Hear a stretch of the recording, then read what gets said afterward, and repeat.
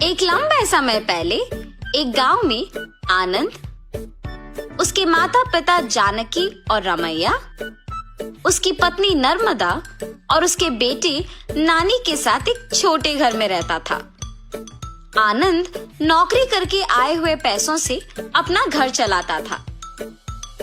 जानकी उसकी बहू नर्मदा से सारे काम करवाती थी और उसे हमेशा ताने मार मार के दुखी करती थी, मगर नर्मदा उसे कुछ ना कह के चुप बैठती थी।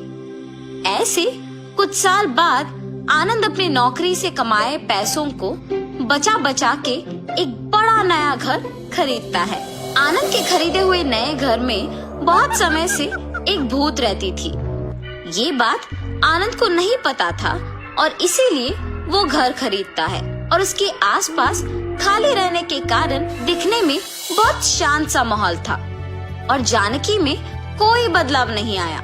नए घर में जाने के पहले ही दिन नर्मदा की गलती के बिना ही उसे ताने मारती है। दुखी होकर नर्मदा बिना कुछ खाए और सोए अपने कमरे में जाकर रोती रहती है।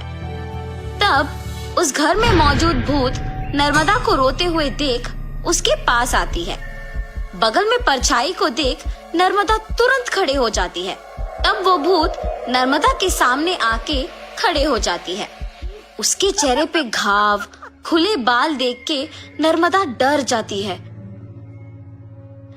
बाप रे, भूत भूत! डरो मत, मैं तुम्हें कुछ नहीं करूंगी। तुम हमारे घर में क्यों आई हो? तुम लोग ही मेरे घर आए। ये तुम्हारा घर है? हाँ, ये मेरा घर है। इसी में मैं मर गई। मेरे मरने के बाद ही तुम लोग यहाँ आए। ऐसे कह के अचानक नर्मदा में घुस जाती है। हा हा हा! ऐसे हंसते हुए सो जाती है। सुबह उठ के जब जानकी देखती है कि सारा काम वैसे का वैसे ही रह गया, तब नर्मदा नर्मदा बहुत बार बुलाने के बावजूद जब वो नहीं आती है तो जानकी ही उसके पास जाती है। हाँ, तुम अब तक उठी नहीं? नर्मदा नर्मदा उठो! जानकी पास आके बुलाने पर नर्मदा जाग उठती है। उसकी आंखें बहुत लाल और डरावना दिखने के बावजूद जानकी उस पर ज्यादा ध्यान नहीं देती है। उठ गई? जाओ, जाके सारा काम करके चाय बना के लाओ। मेरे ही सामने जोर से बात करके मुझे काम करने के लिए कह रही हो? ये कह के उसका हाथ जोर से पकड़ लेती है। नहीं, तुम कुछ मत करो।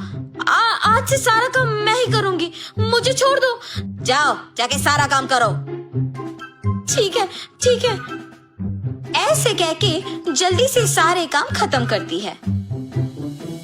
ये क्या सच में मेरी बहू है? इसके मुंह से कभी एक लफ्ज भी नहीं निकला और आज ये मुझसे सारा काम करवा रही है। तुरंत ये सब मुझे अपने बेटे को बताना होगा। और ऐसे अपने बेटे को सब सच बताती है।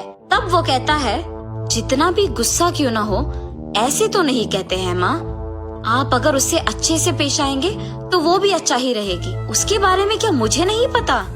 उसके बेटे का ऐसे बात करने पर जानकी कुछ नहीं कहती है और अपनी बहू से डरने के कारण वो सारे काम खुद ही करती है।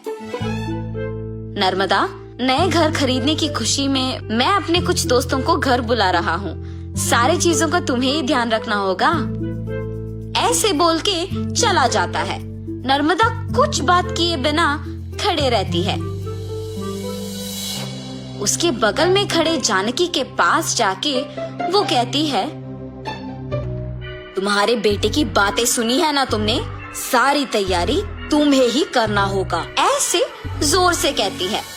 अगले दिन आनंद दोपहर को अपने दोस्तों को घर ले आता है। नर्मदा, तुमने सारी तैयारी कर ली ना? हाँ जी।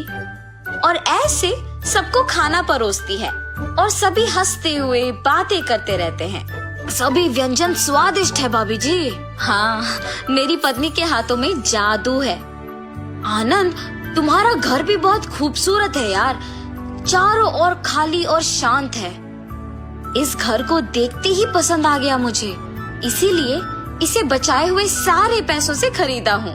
अब इस घर का मालिक मैं हूँ। ऐसे आनंद कहता है।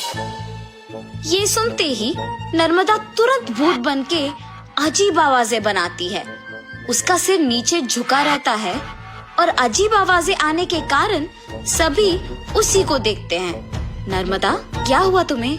नर्मदा अचानक अपना सिर ऊपर करती है और क्या इस घर का मालिक तुम हो?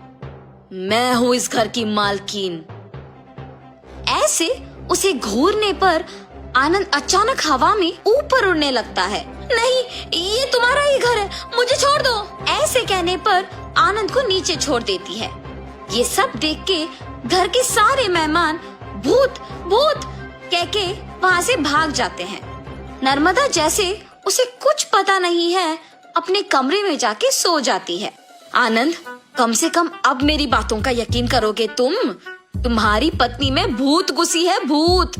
देखो आज उसने क्या कर दिया। हाँ माँ, अब हम क्या करें? एक मांत्रिक को बुलवाना ही पड़ेगा। हाँ ठीक है माँ, कल उसी के पास जाएंगे।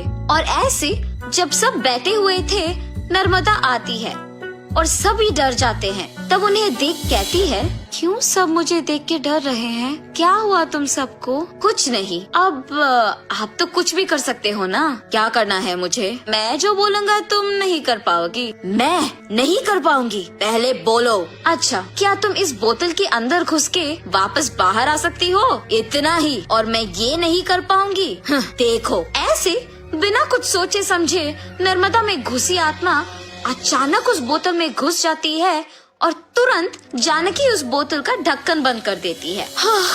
भूत को मैंने इस बोतल के अंदर बंद किया है, अब इसे गांव के अंत में फेंक के आना होगा। और ऐसे उस बोतल को गांव के एकदम अंत में फेंक के आ जाती है। तब से जानकी अपनी गलती सुधार के अपनी बहू को ताने मारना बंद कर देती है। भूत के चले जाने पर सभी उनके नए घर में खुशी से जीते हैं।